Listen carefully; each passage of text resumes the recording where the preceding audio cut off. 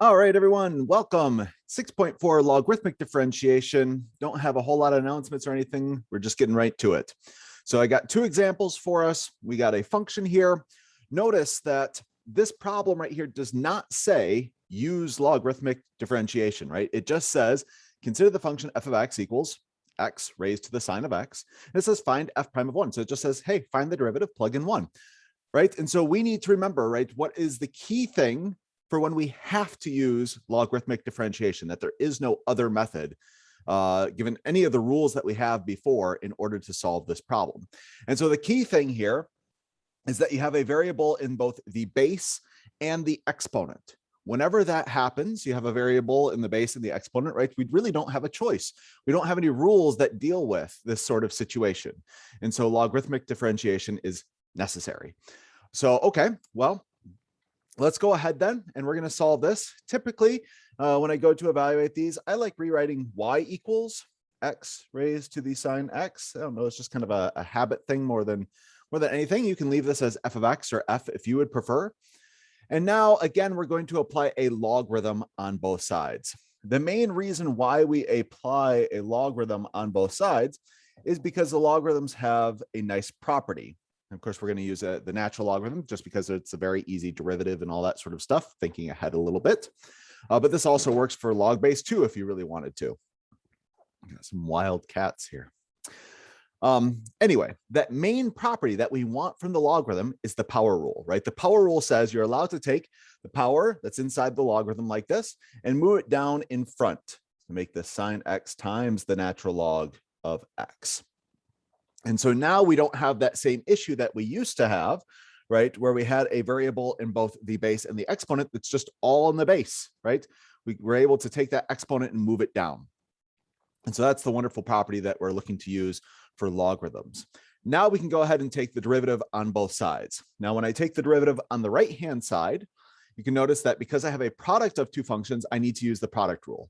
So it's going to go the derivative of the first times the second plus the first times the derivative of the second. And you'll notice with the function notation, right, when you have relatively clean things on the inside, in this case, just x, that sometimes, we drop the parentheses. So instead of natural log of x, we just write natural log x there. But if you want to be, very explicit about this, right, all of these are functions, right? This cosine of x, natural log of x sort of deal. And so you can write your parentheses like this. Now, on the left-hand side, right, we took the derivative on the right-hand side. We also need to take the derivative on the left-hand side. But because we've applied a natural logarithm, right, it's more than just y over here. It's the natural log of y. And so when I take the derivative of this, I have to have 1 over y times y prime. And so now let's go ahead. Our goal is, again, to solve for the derivative, better known, right, maybe y prime there. And so I'm going to go ahead and move the y over to the other side. Of course, we know what y is equal to. We have it up here. It's x raised to the sine x. So I'm going to go ahead and maybe just replace this here. X raised to the sine x times, and again, everything that was over here on the right-hand side already. So I'm going to cheat using technology here a little bit, and I am going to copy and paste. Just kind of move this over so it kind of fits. So this right here is my derivative equation. Now, many times in like web work or whatnot, you may have just typed this in, right, for what the derivative of the function is at x. But I'm thinking about, imagine if we were making a D2L quiz or exam problem, right? D2L doesn't understand all these things with x's when we type them in, unlike web work. Web work's just a little bit nicer when it comes to math like that. So quite often, right, you get a problem like this where it doesn't say find f prime of x, but right, find f prime of 1. So that is plug in 1 everywhere you see an x. And so we could go ahead and do that here. So f prime, or I guess I've started writing y's here. So I'm going to do y prime and plug in 1. So I'm going to have 1 raised to the sine of 1. We're going to have cosine of 1 times the natural log of 1 plus sine of 1 times 1 over 1. And so there's a few things here, right? I could type this all into my calculator, but I do think it would be quite a lot to type. So by writing this out, right, we can find that there's a couple of things that simplify. So the first thing that I want to notice that simplifies, right, is when you take 1 and you raise it to any power like this, you're going to get 1. So in fact, I do have my calculator prepped here. Oops, right here. And so, of course, if you're paranoid, you can just check, right? 1 raised to the sine of 1. Of course, right, I'm using my calculator that's on my iPad here, but you would be using your TI-30 calculator or, other allowed calculator. So yes, we can verify that 1 raised to any power is 1. So that's going to be very nice. So that means I don't have to type this really into my calculator, right? Because we're just multiplying by 1. So that's not going to change anything. The other thing that I notice is that the natural log of 1, right? If you put the natural log of 1 into your calculator, you get out 0, right? And so this is going to be 0. So 0 times anything is going to be 0. So that's quite nice. And so you just are left with this bit over here, right? And this is just really sine of 1. And so when I go ahead and I plug this into my calculator, notice that this is really easy now, right? To plug in just sine of 1. So sine of 1 is going to be 0.841 and change. So I'm going to do, 0.841, again, rounding to 3 decimal places like our D2L quizzes and exams want. So this right here is what I would type in as my final answer. You can see it wasn't so painful to actually plug it into your calculator.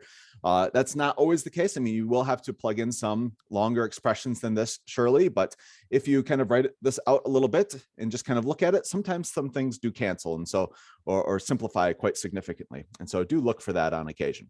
Okay. Side note for this, very important side note. Many times I get the question from students, should my calculator be in degrees or radians when solving problems like this? And the overall answer is always radians.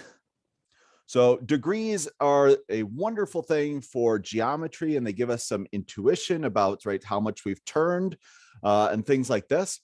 But when you're doing calculus, you pretty much have to be in radians, right? Because when we say that the derivative of sine is cosine, this only works if x is in radians. If x is in degrees, this is not true. And so, right, we did use this fact. And likewise, any of our trig derivative rules, when I say the derivative of cosine is negative sine, when I say the derivative of tangent is secant squared, right, this only works if you're in radians. And so anytime you're doing calculus, you are in radians. Now, of course, sometimes the problems could be nice and they could specify this. But you can see in this problem right here, right, we didn't specify it. We didn't say what 1 has to be. And you just have to remember from your calculus 1 days, right? If you're doing derivatives, sine, cosine, your trig functions, right, you are in radians. Okay, so good side point here, which is very important. Okay, likewise, one more. And again, I probably should have said this at the top of the video here, but I recommend that you pause these things, that you try them on your own for a minute. Then you unpause and come back and hear the explanation, right? If you're just watching this like a movie, at least for me personally, I find that I don't really get much from it. So please engage with this, pause the video, try it out on your own, see where you get stuck, and then hit play and hear my explanation. Okay, with that being said, let's go ahead and solve this one. This one I decided, right? Again, we see that we have a variable in both the base and the exponent. But again, I decided on this problem because I think it is more challenging. One of the tempting things that I see folks wanting to do is apply the power rule for logarithms right out of the gate here, right? So I see folks, I'm going to write this in red because it turns out not to be correct. I see folks who say, well, with the power rule, I can go ahead and bring down the cosine, right? I know that I'm allowed to do this. And sadly, this does not work out here. And so you do have to be very careful when you're applying these rules for logarithms, know exactly what they say. And so I would like to go ahead and rewrite here what the logarithm rule, the power rule for logarithms says. And so I'm going to go ahead and say the log, or we'll do the natural log, but you could do log of any base here, of a to the p is equal to p times the natural log of a. So maybe now you see the issue here, when we have this power p, right, this is inside of the logarithm. It's the power that just goes along with the base a. In this case, you can use this power rule and bring it down. However, when you have something like the natural log of a all being raised to the p, this is not equal to p times the natural log of a. And so that power really does have to be inside of your logarithm. And so, yeah, that's the main issue here. And that's why I kind of chose this one, because again, if you're going too fast, these look very, very similar to one another. And I've seen many students make this mistake.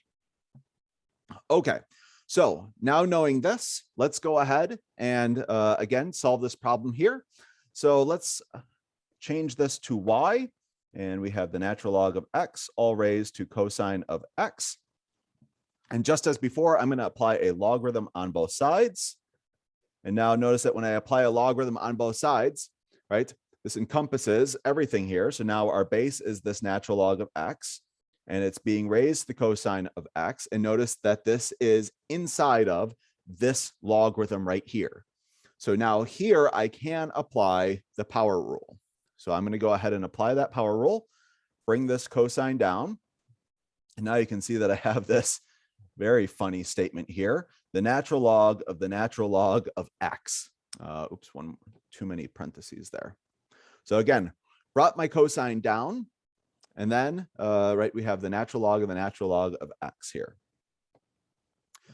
Okay, now that we've done all of our manipulations, right, now it's time to do the calculus. So we're going to go ahead and we're going to take our derivatives. Now on the left-hand side, right, I know that the derivative of the natural log is 1 over. Leave the inside alone, and then according to the chain rule, right, take the derivative of the inside. And the derivative of the inside here is, well, y prime. On the right-hand side, I need to take the derivative, and again, I have a product of things. So I'm going to need to use the product rule. So I'm going to take the derivative of cosine, that's going to be negative sine, that's the derivative of the first, times the second, plus the first, times the derivative of the second. And so again, we have kind of a chain rule here. We have a function inside of a function. So we just take this a little bit slow. And with the chain rule, right, you're always working outside in. So I'm thinking about this natural log right here first. So the derivative of the natural log is 1 over. And again, we leave that inside alone. So what's inside of that natural log? Well, yet another natural log. So that's the derivative of the outside. Leave the inside alone. Then we need to multiply by the derivative of the inside. So what's on the inside for this function, right? Well, it's another natural log. So I need to take the derivative of the inside function, which is a natural log. And so the derivative of the natural log is again 1 over. And what's on its side? Well, x. And if you really wanted to keep on going, right, you could say, well, what's on the inside of that natural log, right? And well, it's just x. So then you can multiply by the derivative of x, and that's just 1.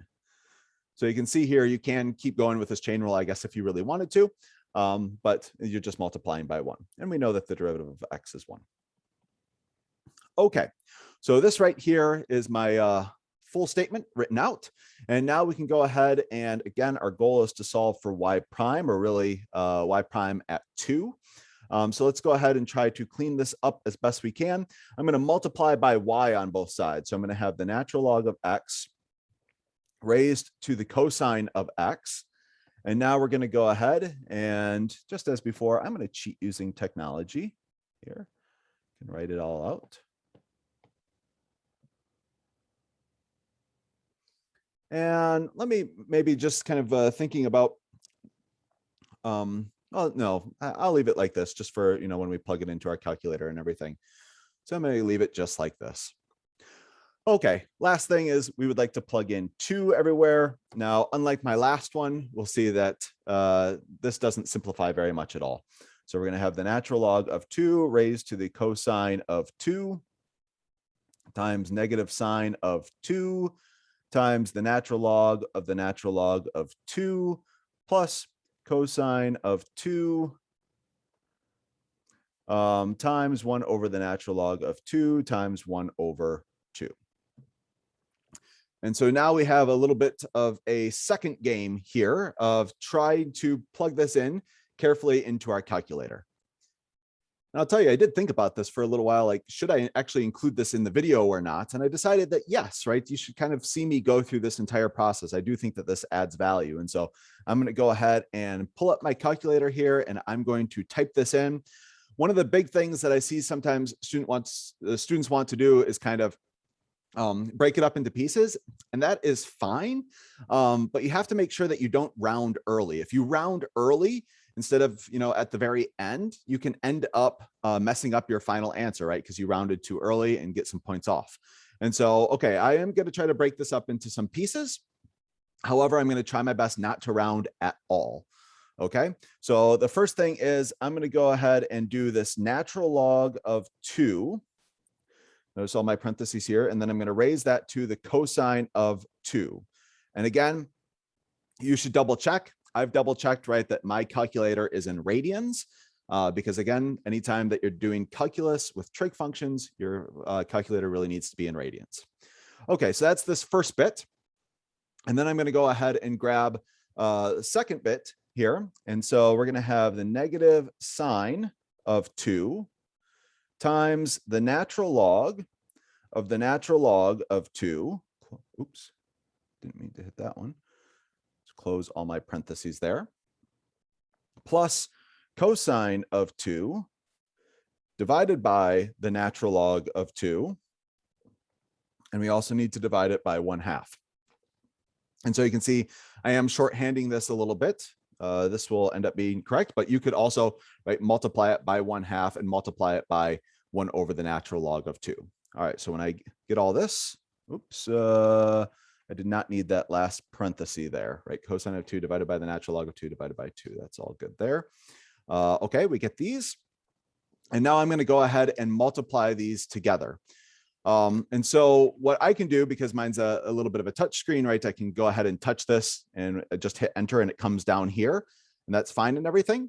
The other thing that you can do is that in the bottom, right, with that minus sign, if you do second and then that minus sign, it gives you answer. So this right here is your previous answer. So you can grab that, which is this 0.03 and stuff. Let me go ahead and just hit enter just to show you that that's kind of the stored previous answer. So I'm going to go ahead and grab that, and then I'm going to multiply by the 1 up above it. And again, I'm not going to round this at all. I'm going to use all the decimals that are included here, just out of paranoia, right? Right, if I don't include all of those, if I do round early, that there'll be some issue. And so do include all of these. So there it is, 164769476. Hit enter, and there we go. So my final answer, 0.038 with some rounding, 0.039 if we're taking this to 2 decimal places. So this is approximately equal to 0.039 when we round it to 3 decimal places. So, all right, there are a couple problems with logarithmic differentiation in mind. Again, kind of probably the big lessons here that you took from this are not really about the logarithmic differentiation itself. It's kind of all the stuff on the side. So again, really make sure that your calculator is in radians. Think about, can you simplify at all? Sometimes you can, sometimes you can't, but when you can, it makes plugging into your calculator so much easier. And be careful with the power rule for logarithms. And then finally, if you do have something complicated to plug into your calculator, do not round early. Otherwise, you may get the incorrect answer, right? It may not be accurate to 3 decimal places. So really keep everything as exact as possible until the very end. All right, guys, I hope that this has been useful. If you have any questions, please reach out on Piazza. Take care.